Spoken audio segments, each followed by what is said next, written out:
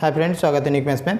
तो आज हम लोग डिस्कस करेंगे ऑल इंडिया लिमिटेड ग्रेड 3 का जो एग्ज़ाम शुरू हो चुका हुआ है, चल रहा है, और उसके सेकंड डे यानी हो गया आपका 1 फरवरी का जो एग्ज़ाम्स हुआ था उसके मैथ्स और रीजनिंग के क्वेश्चंस को हम लोग करेंगे। तो चलिए शुरू करते हैं। तो दोस्तों, मेमोरी बेस्ड क्वेश्चंस स्टूडेंट आप लोग भेजे मुझे कि ये क्वेश्चंस आया था, तो मैंने उस क्वेश्चंस को लेकर आपके सामने आया हूँ। इस क्वेश्चंस को सॉल्व करके दिखाऊंगा। कितने ईजी क्वेश्चंस, सारे क्वेश्चंस मैं ऑलरेडी अपने चैनल में करवाया हूँ। ठीक है, तो देखोगे दोस्तों, अब यहाँ पे फर्स्ट क्वेश्चंस यहाँ है, ये रीजनिंग का क्वेश्चंस था। B2 दिया हुआ है, D4, F6, H8 and then ये क्वेश्चन मार्क। 4 ऑप्शंस थे इसके। तो दोस्तों अब देखोगे, सबसे पहले अगर हम लोग कंपेयर करेंगे तो किससे करेंगे? मैंने बताया भी था आपको कि हम लोग सबसे पहले लेटर को कंपेयर करते हैं, उसके बाद नंबर को कंपेयर करेंगे। ठीक है, नंबर लेटर। अब पहले जिसको भी कंपेयर कर सकते हो, बट लेटर जो है लेटर के साथ कंपेयर करेंगे। ठीक है, तो ये BCD यानी कितने प्लस हो रहे हैं? +2। DEF +2, FGH ये हो गया आपका +2। अगेन यहाँ से हमारा क्या होगा? +2 ही होगा, है ना। तो +2 होगा तो क्या होगा? HIJ ये हो गया आपका J। तो देखोगे अब ये J का पोजीशन, अब ये देखोगे कि यहाँ पे B है ना, B का पोजीशन दिया हुआ है from left to right, 2, D4, F6, H8 then J कितने में होते हैं दोस्तों? 10। ऐसे भी डायरेक्ट बोल सकते हो, या फिर नंबर को भी देख सकते हो कि 2, 4, 6, 8 एंड देन 10 ही होगा। और 10 में क्या आता है? कौन सा लेटर? J ही आएगा। तो इस क्वेश्चन का आंसर हो जाएगा दोस्तों J10। तो नेक्स्ट क्वेश्चन को देखते हैं, क्वेश्चन नंबर 2। तो यहाँ ये आपका हो गया ब्लड रिलेशन का क्वेश्चंस मैंने करवाया है। बहुत सारे क्वेश्चंस इस तरह क्वेश्चंस करवाए हैं। तो ये क्वेश्चन है कि B is the father of A। तो दोस्तों क्या करना है? B जो है ये फादर ऑफ A। तो A तो नीचे आया। अब मैंने प्लस दिया, मैंने बताया भी था कि प्लस तब देंगे जब अगर कोई मेल कैंडिडेट हो, माइनस हम लोग देंगे फीमेल कैंडिडेट। ठीक है, तो अब आगे देखते हैं। B is the father of A and next sentence बोल रहा है कि C is the sister of A। जो है ना C, तो C क्या है? A का सिस्टर। तो ये हो गया माइनस, क्योंकि अब ये लिखा हुआ है C इज़ द सिस्टर, तो ये हो गया आपका इसका जेंडर माइनस, क्योंकि फीमेल है। तो आपसे पूछ कह रहा है कि then how C related to B, C related. तो अब ये C जो होगा कैसे रिलेट करेगा B के साथ? तो दोस्तों ये देखोगे कि A का ये कौन है? ये फादर है। तो C का भी कौन है? ये फादर ही होंगे ना। तो अब इस क्वेश्चन का आंसर हो जाएगा, ये तो फादर है, बट आपसे पूछ क्या रहा है? C related to B, C क्या कहलाएगा? ठीक है, तो C तो दोस्तों ये हो गया आपका डॉटर। बट अगर यही क्वेश्चन उल्टा पूछता कि B रिलेटेड टू C, तब ये होता फादर। क्लियर ना। तो नेक्स्ट क्वेश्चन को देखते हैं, क्वेश्चन नंबर 3। तो ये होगा आपका ओड मैन आउट का क्वेश्चन था। तो दोस्तों अब ये ओड मैन आउट का क्वेश्चन, मैक्सिमम क्वेश्चन जो भी आ रहे हैं ये 31 यानी फर्स्ट जो एग्ज़ाम्स हुआ था, ये सारे क्वेश्चंस उसी बेस पे आ रहे हैं। ठीक है, ओड मैन आउट का जो क्वेश्चन था, इस सेम क्वेश्चन ऐसे क्वेश्चन आया था। ब्लड रिलेशन का भी इसी तरह क्वेश्चन आया हुआ था। इस तरह के सीरीज़ भी ऐसे ही क्वेश्चन आए थे।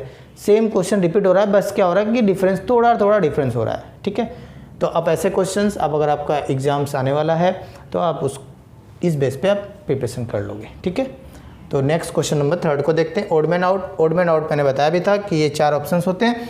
4 ऑप्शंस में 3 क्या होंगे? किसी के एंगल से सेम होंगे, और एक क्या होगा? डिफरेंट। वो आपको डिफरेंट फाइंड करना है। तो देखते हैं, ऑप्शन नंबर A में दिया हुआ है टोमेटो दिया हुआ है, कैरोट दिया हुआ है, केक एंड देन ब्रिंजल। तो दोस्तों ये तो डायरेक्ट दिख रहा है आपको कि ये हो गया वेजिटेबल है, कैरोट भी वेजिटेबल एंड देन ब्रिंजल भी वेजिटेबल। बट ये केक क्या हो गया? ये तो वेज नहीं है, तो ये हो गया आपका डिफरेंट। तो इस क्वेश्चन का आंसर हो जाएगा केक। ठीक है, तो दोस्तों नेक्स्ट क्वेश्चन नंबर 4। यहाँ दिया हुआ है क्या कि in a row of boys Ramesh is rank 7th from the top and 37th from the bottom. Same question 31 के दिन यानी फर्स्ट जो एग्ज़ाम हुआ था वहाँ भी ऐसे क्वेश्चंस आए थे रैंकिंग के। तो 1 फेब को भी आया, आने वाले एग्जाम्स में भी ऐसे क्वेश्चंस आएंगे। ठीक है, तो आप इस क्वेश्चंस को अच्छे से कर लोगे। और इस तरह क्वेश्चंस मैंने बहुत सारे क्वेश्चंस करवाए हैं। तो देखोगे अब ये एक रो है, रमेश का पोजीशन बोल रहा है 7th फ्रॉम द टॉप, ऊपर से। ये मान लेते हैं ये एक रो है, ऊपर से दिया हुआ है, मान लेते हैं ये 7th। ठीक है, ऊपर की तरफ से। And 37th from the bottom, अब ये नीचे से हो गया आपका 37th। ये है रमेश, है ना इसका पोजीशन। तो आपसे पूछ क्या रहा है कि how many boys are there in the row, तो इस रो में टोटल बॉयज़ कितने हैं। तो दोस्तों कैसे निकालेंगे, तो देखोगे अब ये हो गया यहाँ से 7, यहाँ से हो गया 37। तो सबसे पहले तो आप प्लस कर दो इसको, उसके बाद ध्यान दोगे आप, ये है कि रमेश का पोजीशन 2 बार काउंट किया जा रहा है, एक ऊपर से भी काउंट किया जा रहा है और एक नीचे से भी काउंट किया जा रहा है। एक पर्सन को तो 2 बार काउंट नहीं कर सकते, इसलिए क्या करेंगे 1 को माइनस कर देंगे। ठीक है, तो ये हो गया कितना 7 7 14, यानी हो गया आपका 44 माइनस 1, यानी हो जाएगा आंसर 43। तो इस क्वेश्चन का आंसर हो जाएगा total number of boys in a row यानी 43। तो दोस्तों इस तरह क्वेश्चंस आप मेरे चैनल में देखना चाहते हो, नए हो तो चैनल को सब्सक्राइब करके बेल आइकन को प्रेस कर लीजिएगा ताकि आने वाले वीडियो का नोटिफिकेशन आपको आसानी से मिल सके। तो दोस्तों नेक्स्ट क्वेश्चंस को देखते हैं। क्वेश्चन नंबर 5, ये देखोगे ये सिंप्लीफिकेशन का क्वेश्चन है और सिंप्लीफिकेशन के भी क्वेश्चंस हर शिफ्ट में 2 से 3 क्वेश्चन आ रहा है। ठीक है ना। तो दोस्तों अब इस क्वेश्चंस को कैसे निकालो, एकदम आसान सा है। सबसे पहले बॉडमास रूल यूज़ करेंगे, यानी फर्स्ट ब्रैकेट का काम करते हैं। तो यहाँ से देखोगे ये है आपका फर्स्ट ब्रैकेट, इसको हम लोग सॉल्व कर लेते हैं।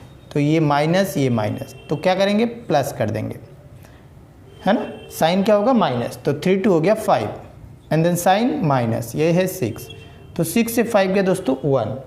तो यहाँ से यहाँ तक मिला दोस्तों आपको 1, लेकिन यहाँ क्या है माइनस है ना, तो यहाँ 3 है एंड देन माइनस, अंदर पूरा मिला क्या आपको 1। सो 3 माइनस 1 करोगे तो दोस्तों क्या आएगा 2। क्लियर। तो अब देखोगे यहाँ फिर माइनस है, तो अब ये तो क्या होगा माइनस आएगा, है ना। तो ये हो जाएगा answer 5 minus 2 that is equals to, ये हो गया आपका 3।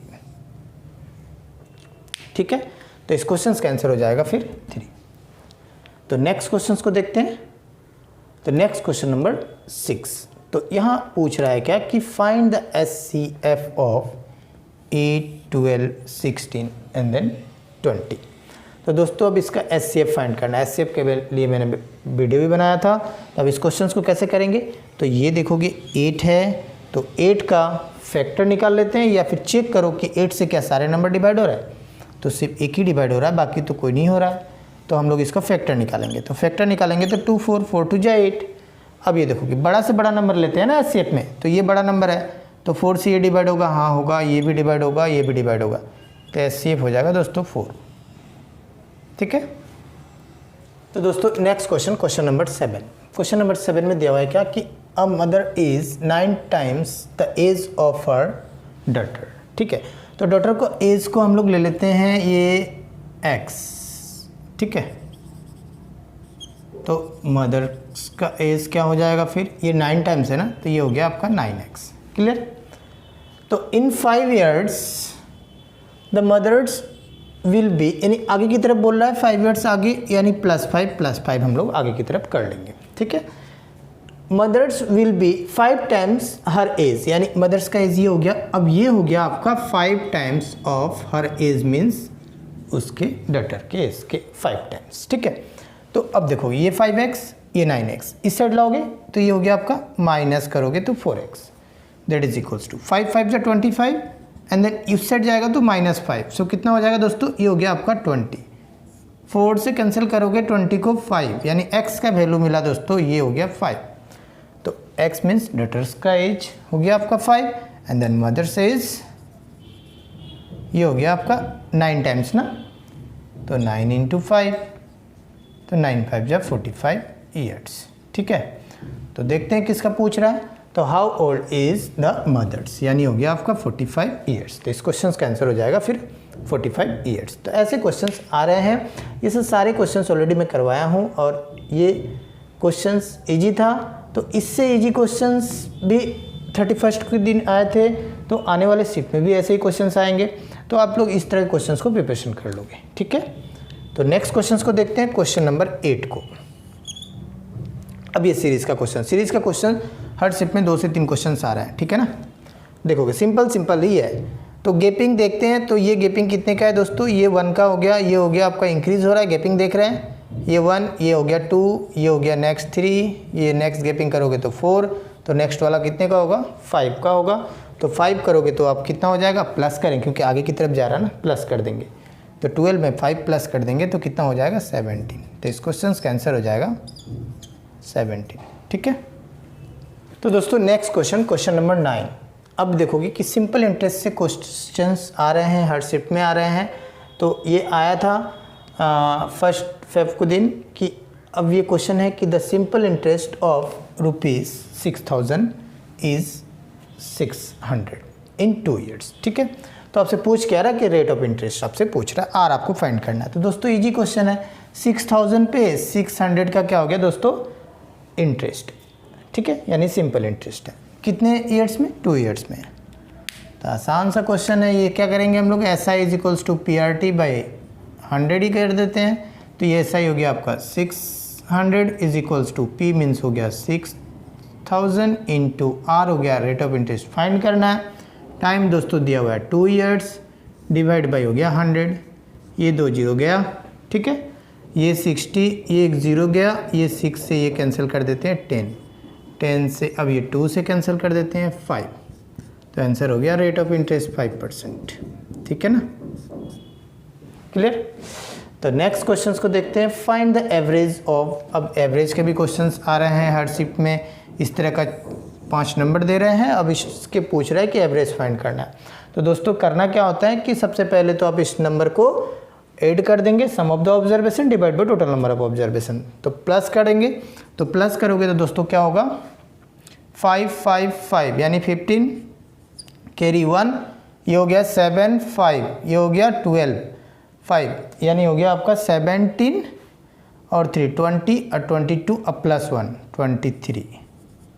डिवाइड बाई कितने हैं टोटल, 1 2 3 4 5 ना, तो 5 से डिवाइड कर देंगे। तो 5 4 जा 20 एंड देन 3 5 5 7 जा, यानी हो जाएगा एवरेज फिर 47।